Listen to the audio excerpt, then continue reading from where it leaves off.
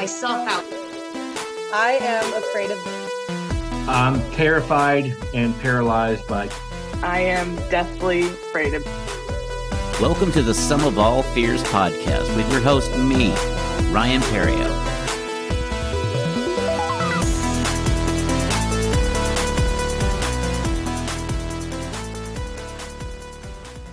Hello, and welcome to the Sum of All Fears podcast. I'm your host, Ryan Perrio. This week, my guest is my friend Michelle Sternad. Michelle is a chef, and she works for apartment leasing as a consultant and leasing agent. She also is a cat owner and is a maven on the Reface app. In this episode, we talk to Michelle about her start in culinary arts, what it's like to sell apartments, and about her cats. And then we get into her fear of needles. But not just every needle, only certain ones. So let's get into the episode with Michelle Sternad.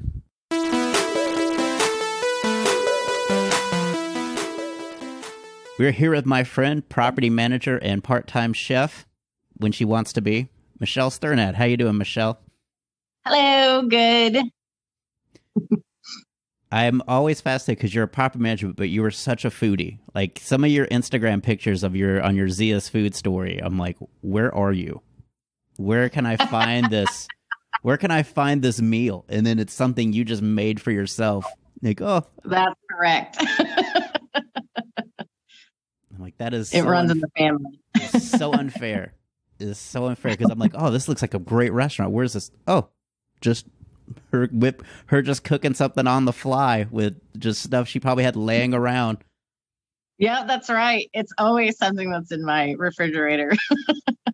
Like my produce section, because I always go to like Whole Foods or Sprouts and I'll end up overspending because I'll see all this stuff and I'm like, you know what? I can use that. I can use this. And then I just look in the refrigerator and it's just this overwhelming anxiety of, man, I need to use all this stuff today. Yeah. Yeah, you got to buy daily, man. I don't have time to buy well, I do have time to buy daily. I will stand corrected. Yeah. So how did you start getting into like the culinary degree? Like you said it runs in the family. Is someone like a chef in your family?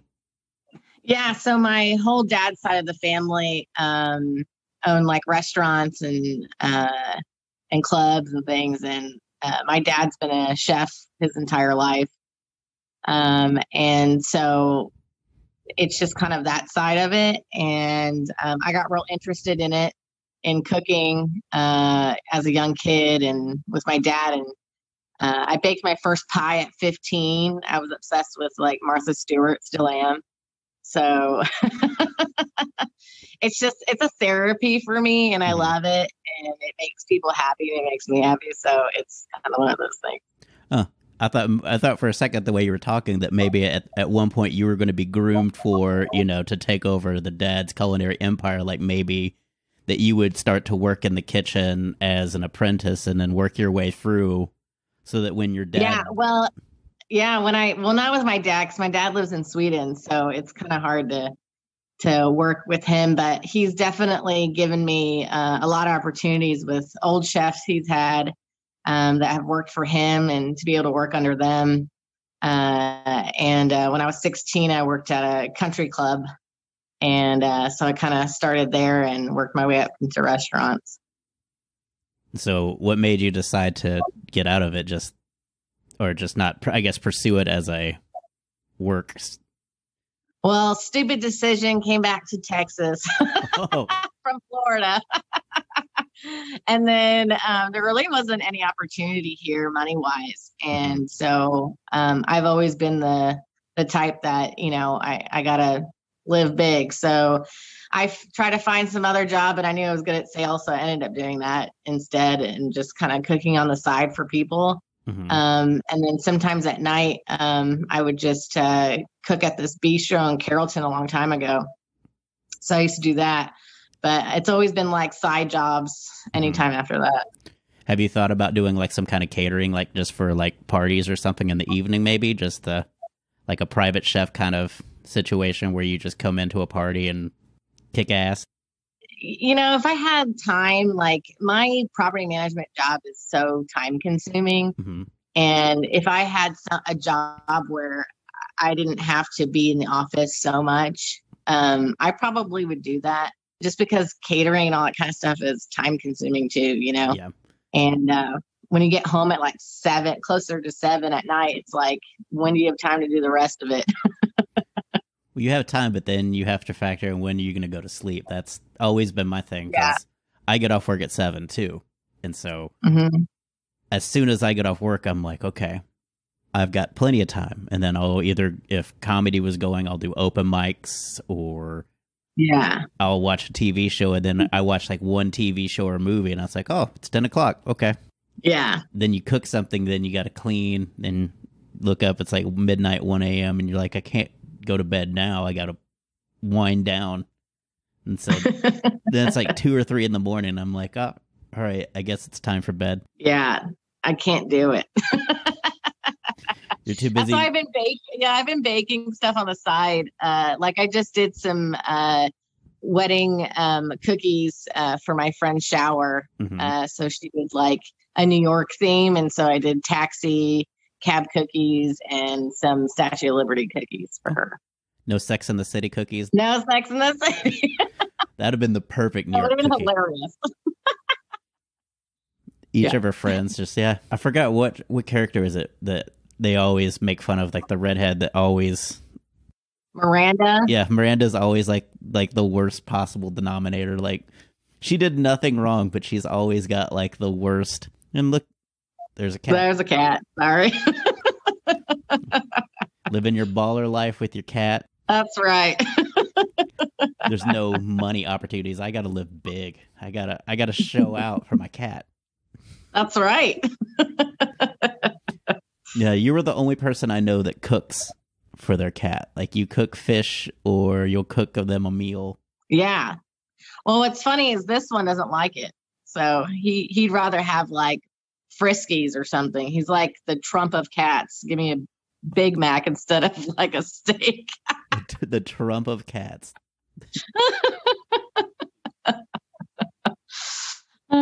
He just sounds like he's like a redneck kitty. Did you like adopt? He really is a redneck kitty.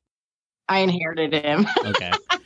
You can't change, a cat's lifestyle. I mean, how old was he when you got him? About 2. Okay. So maybe Friskies is just ingrained at that point. Yeah, for sure. You can take the Friskies out of the cat, but you can't take the cat out of the Friskies. That's right. So you work in property management. So you said you worked in sales. Is that kind of a sales job as well, like property management? Yeah, for sure. Yeah, because you have to sell your product and lease apartments too, and and deal with people saying, "Well, I can go at this apartment for this price," or I've always lived in an apartment where their apartment website is 8 out of 10 pictures of the picture of their pool. That's funny. And like shady floor plans, like it kind of shows you how it is. Yeah. But I've lived at the same apartment for 10 years now. Wow, that's amazing. I know. I don't know how it happened. I just don't like to move once I've set somewhere. And so I just always have just like, okay, well, it's not the highest rent in the world. So yeah. So what is your big, I guess, sell on apartments? Like, how do you like, just the amenities or location? What is your? It's the apartment in itself. I'm very animated, so it's the apartment, and I kind of pretend like I'm their furniture pieces and just kind of feel them out and joke around with them. So I kind of win them over with my charm. Okay. When you say pretend to be their furniture. Yes, like I'll pretend like I'm a couch and be like, see the couch, and do motions and like, you can set it right here. It's kind of funny. I've even laid down in a bedroom, and because they're like, I wonder if the bed will fit, and I'm like, well, I'm 5'1", and so a queen is not much longer than I am. So here you go. This is how wide a queen bed is. It's exactly. Just walk around me on each side to see if you can get to everything. You gotta do what you gotta do. Well, that is hysterical. Like, I've never heard it. Like, I'm a lamp. Look, just stand there. Yeah, that's right. I feel like it's like almost you're like Mr. Rogers' Neighborhood. You're just like the land of make believe with these people. Yeah, you gotta be. Thank God for theater school. Not sure if your theater teacher wants to know that he's prepared you to play the role of a couch. That may not be the best thing on his resume. That's awesome. Yeah. I've worked with Liev Schreiber and this girl, Michelle Sternad, who pretends to be a couch for people in her apartments. Yeah. It's the best. I do a podcast about fears, and when I messaged you about this, you had a really interesting fear. Yeah. What is your fear, Michelle? Needles. Okay. That's my biggest fear. Okay, so it's not just like my arm starts feeling weird and hurting when I even talk about it. And see, what I find weird about that is that you have tattoos. For someone that's afraid of needles, how did you manage to get tattoos? Did you not know there was a needle? Because it's not the same. No, it's not the same. It's really not. Like, I was under a new... You're more afraid of the medical professional that has been trained to put this needle in your arm than you are of the guy that maybe have just picked up this tattoo gun on eBay. Yeah, for sure.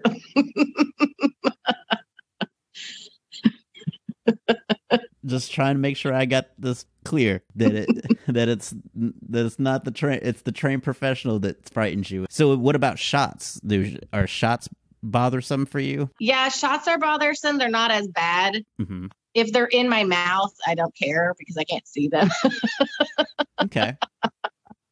But like my arms, anything that goes into my arm, it's like, hell no. So, I mean, I even got into like a big car crash one year and they wanted to see if I was internally bleeding. And I was like, get that fucking needle away from me. I don't care. So I had to sign a waiver that they couldn't do it. That's an amazing link to go. To not. Yeah. So what do you think it is that causes you, like when it's like blood drawn or a shot? When I was little, I had to go, I was at the doctor's a lot, and they were always poking me. So that's really where it came from. And then I used to get sick a lot too when I was younger. So they would always have to give me shots. I remember the big one was when I had a bronchitis when I was younger. And it literally like took 6 people to hold me down in order to put a shot in my thigh. So even having your mom or dad in the room with you is no consolation. No. And I'd rather have a nurse holding my hand than my mother. Wow. What is your mom just like passive aggressive or something? Is that? No, it's just because like, I don't know. I feel dumb around her. She's like my, she's blood related. You don't want to make her freak out because you're freaking out. So you're trying to, try to keep it internal. Okay. Yeah. I was like, well, what did your mom do that made you not want her to be the... Yeah. I think it makes it worse when she's there. Well, at this point, yes, because you're in your 30s. I think it would be... Yeah.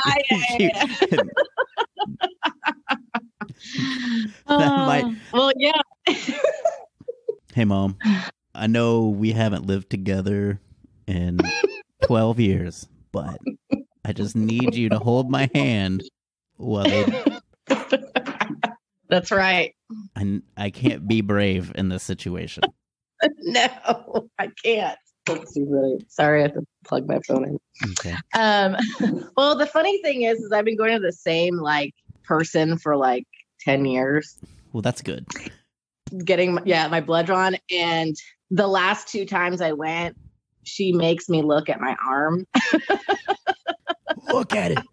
Look. I know. She's like, okay, you got to start looking at it. She's like, you got to stop being afraid. So she's been like actually really helping me throughout the years, with trying to get over my fear. So it's been appreciated. I will say, because I used to be a little anxious about, like, when I had my teeth fixed and wisdom teeth pulled, like I have a dentist, and my thing is I'm afraid of the dental x-rays because I have a gag reflex.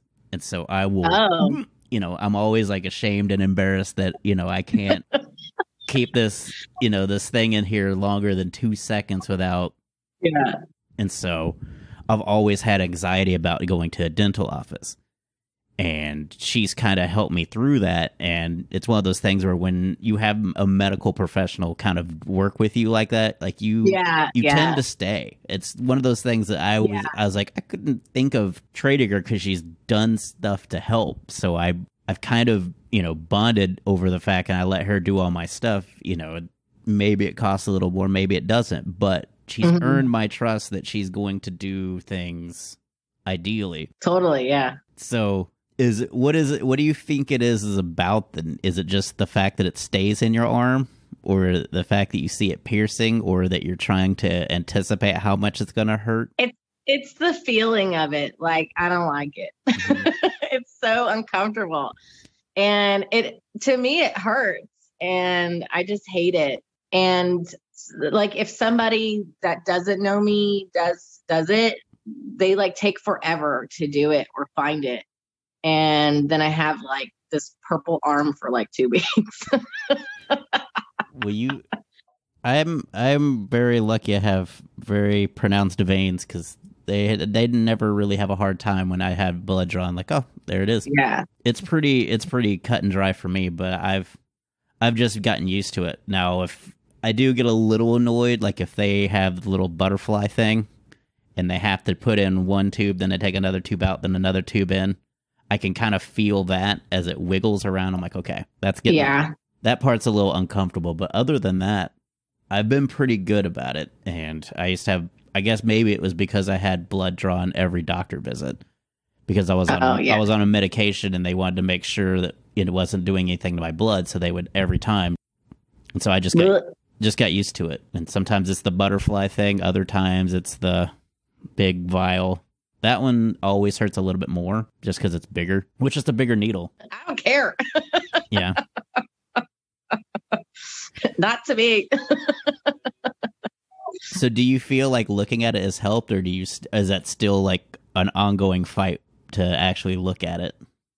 It's getting better, but I definitely, it was like one check like this time. One check. Other than that, it's looking at the stupid pamphlets on the wall while I'm doing it. The pamphlets. You might have tuberculosis or whatever. Yeah, exactly. Whatever medical blood pressure medicine. Yeah. She's taken the ball away from me, so I can't use that anymore. I like how she's really being proactive, though. She's like... Yeah, she totally is, yeah. So it's obvious she's gotten to a point where she's gotten to a relation where she feels like I can kind of enforce my will a little bit, if you will. Like, yeah. So you can't. So do you look as it goes in, then look away, or is it while it's in? No, I've never looked at it going in. I don't think I will ever be ready for that. You say that, but I really think that might help. I think a lot of times there's that I don't know what's going to happen. Like the whole anxiety of how bad is this going to hurt? Is it in? Is it, Yeah. And so I think then once you do see it, it's like, oh, okay, we're in, and then I can look away. I think it would do you wonders to just do it one time. I don't know. I'm scared. Just have your mom in there with you. Fly your dad from Sweden. Just fly my dad from Sweden. He would just be laughing at me. See, that showing you the support of as only dad knows how. Yeah. Come on with his Italian accent. For those that don't know, Michelle's dad is Italian and her mom is, I believe, Japanese. Yes. Mm-hmm. And so you have passive aggressive on both sides of your family, I guess. Just one silent judgment and the other just loud and auditory.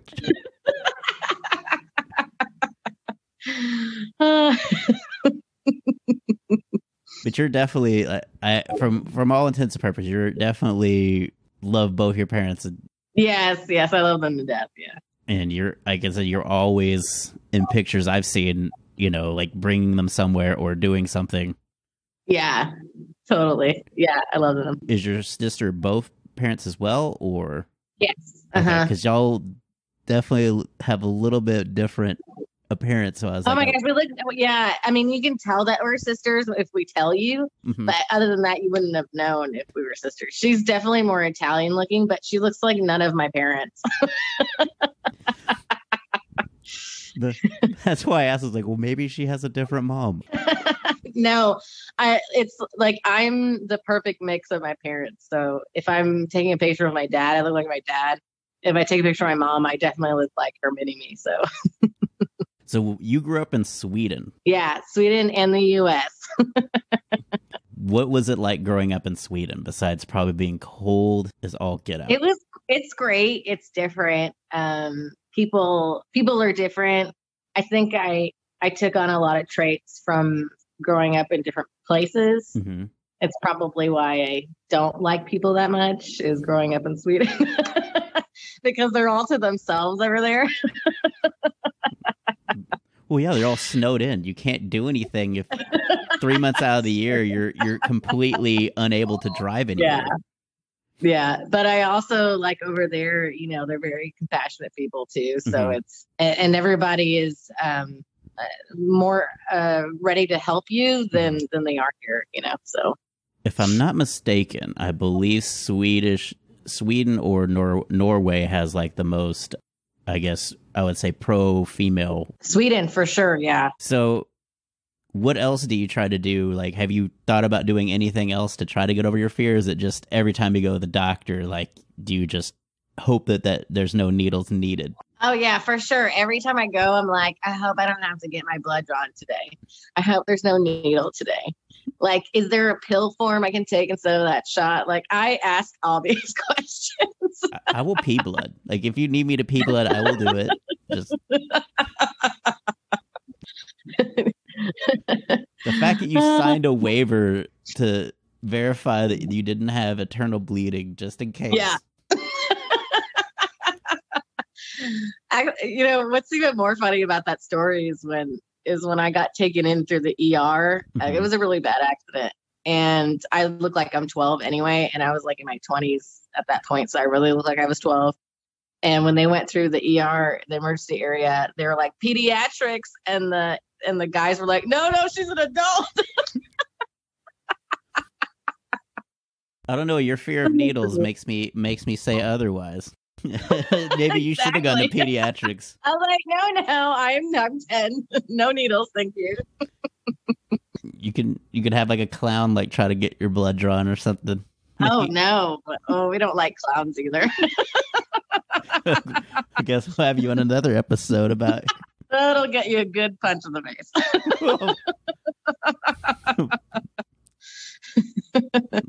So what about sewing needles? Do those? Nah, no, I know how to sew too. Those are kind of. So it's just knowing that it's going into the skin, and it's not a tattoo needle, which to me, no, it's not. Yeah, seems to be more. Because I'm willing to go and get a tattoo. I think that's the difference. Is I'm wanting to do that. I'm not going into the doctor with like, yeah, let's get some blood drawn for nothing.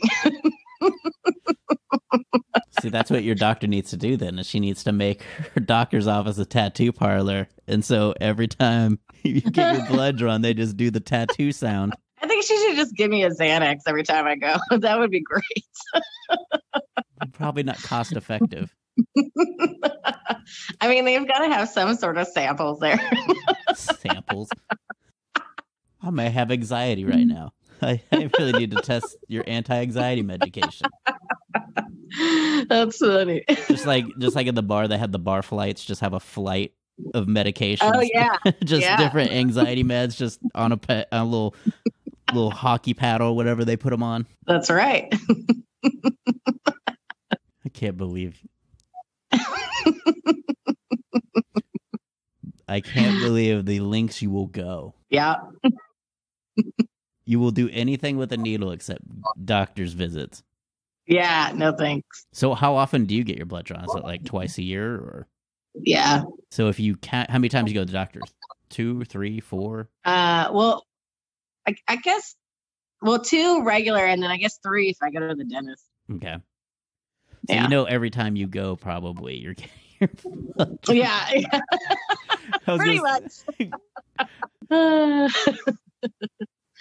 So do you like take the day just to take the whole day? Oh off? yeah, I take the whole day off. Yeah, I can't. I was gonna say, and like, I'm always like, can I do like a midday like appointment, because I need to like prepare in the morning to go, and then after it's done, like go home. see, I would think you would do it early in the morning, just to be like, okay, I'm not really awake, I'm not alert. You could sneak it past me, and then I've got the whole day to just. Oh no, really? no, yeah. I feel like my body was like purposely oversleep, so I didn't go. Oh, that what it is? Your body purposely oversleeps because it's. Yes. That's just called being lazy. I don't purposely oversleeps. Yeah, that's right.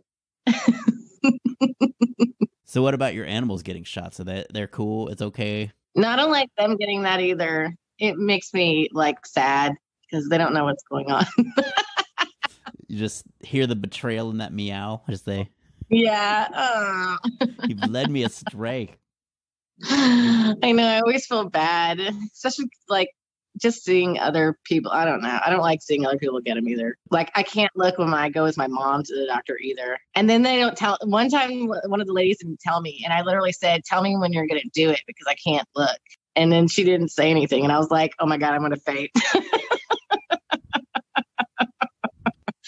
Did you faint? I was sick. No. See? But I got real like nauseous in my stomach. I was like, "Oh, I can't do it." I don't see. Have you tried to take steps outside of your doctor, like forcing you to look at it to try to? No. Okay. No. Just gonna go ahead and live with it. What are you gonna do in your 60s and 70s when like they're gonna like have shots like sitting there? Nah, I'll be like, just let me die. Thanks. Let me die.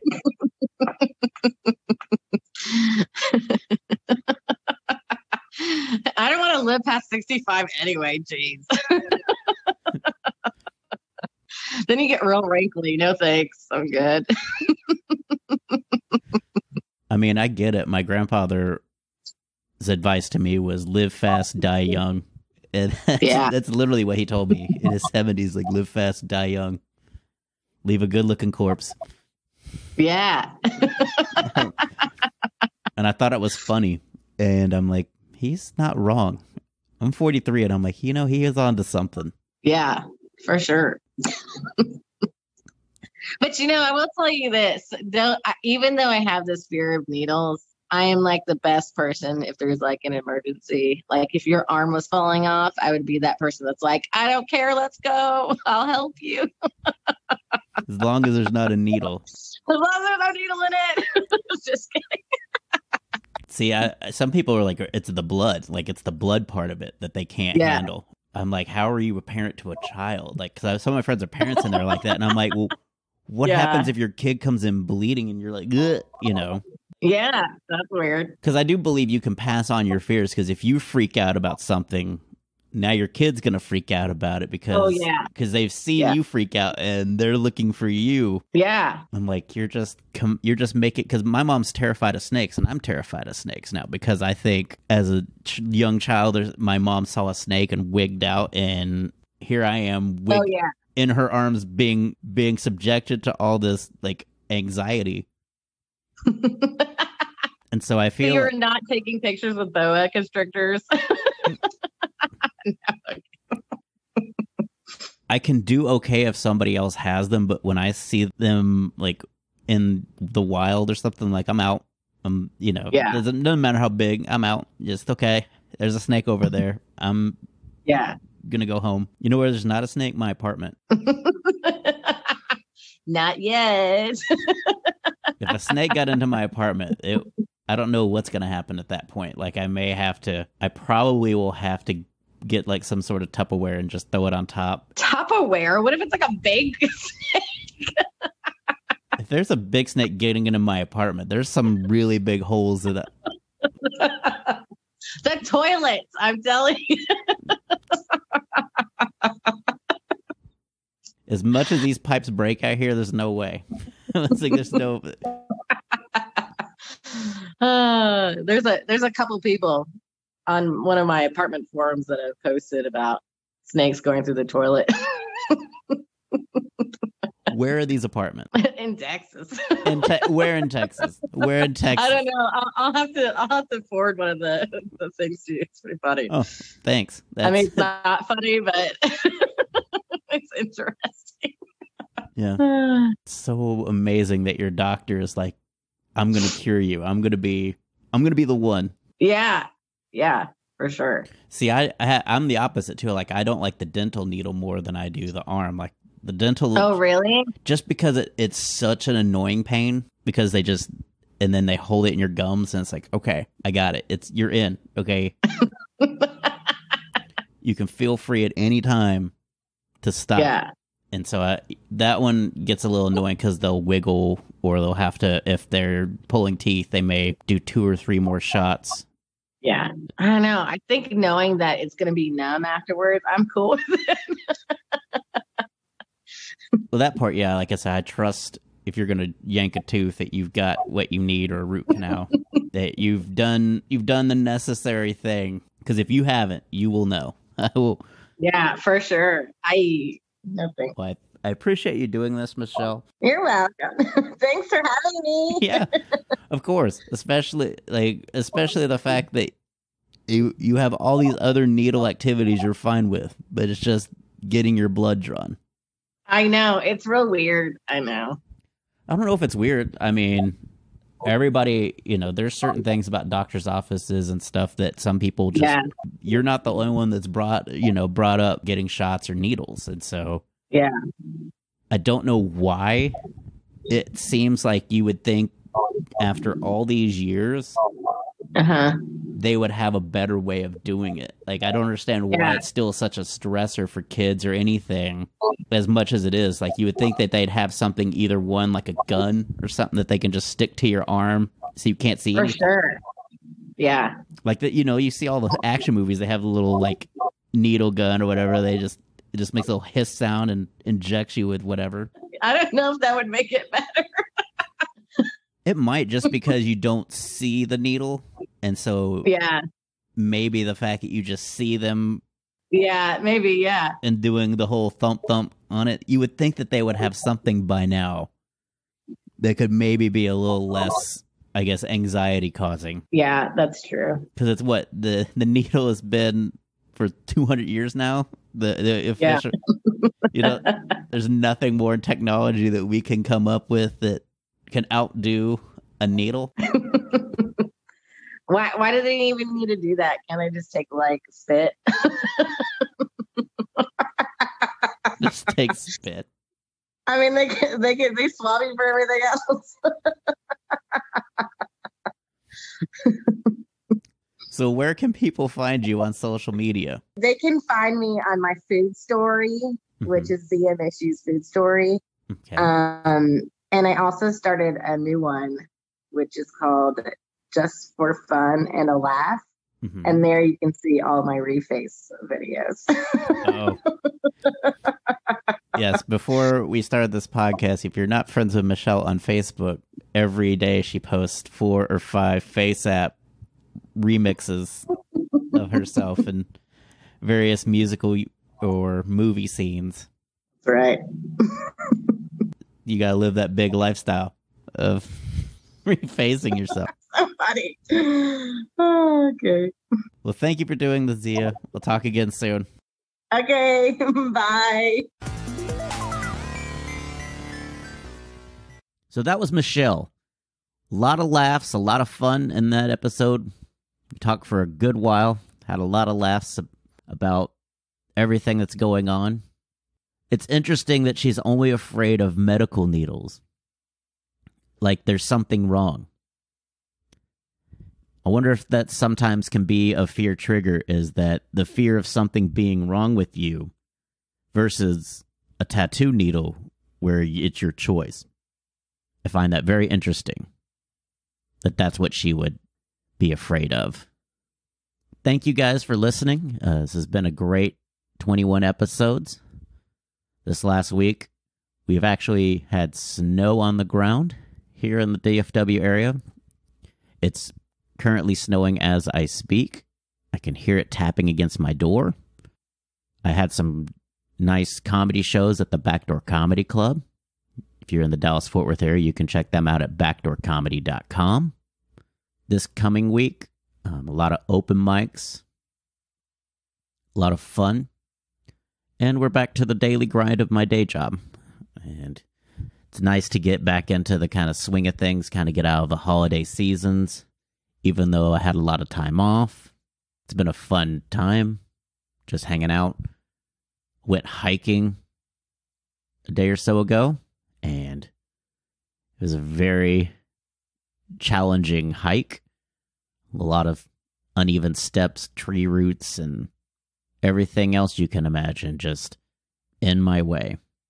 Make sure you leave a review for the show on Apple or wherever you listen to podcasts.